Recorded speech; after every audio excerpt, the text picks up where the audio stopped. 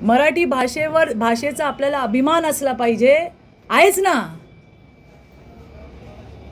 पण त्याच्यासाठी दुसऱ्या भाषेंचा द्वेष का करता?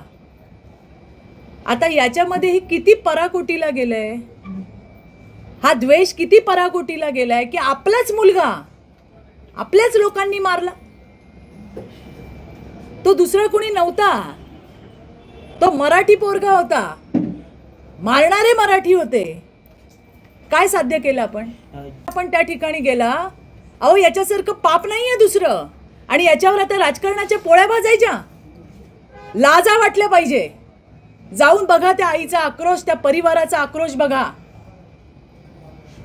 ज्या परिवाराने त्या मुलाला गमावलंय त्या आई बघा, वडील बघा, त्याचा सगळा परिवार त्या ठिकाणी बसलाय.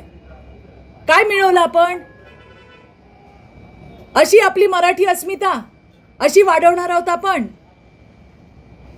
एखाद्याचा जीव घेऊन, एखाद्याचा बळी घेऊन कुठे चाललोय आपण, विचार केला पाहिजे. आणि म्हणून मला आता असं वाटायला लागले की हे भाषेवरचं जे असुरी प्रेम आहे ना, थांबवा. आता हे असुरी प्रेम थांबवा. आपल्या पोरांचे बळी जायला लागलेत, आपली मुलं मरायला लागली आहेत. पहिला बळी आज तिकडे गेला, आज पहिली ठिणगी आहे ही. आणि आता तरी सुधरा.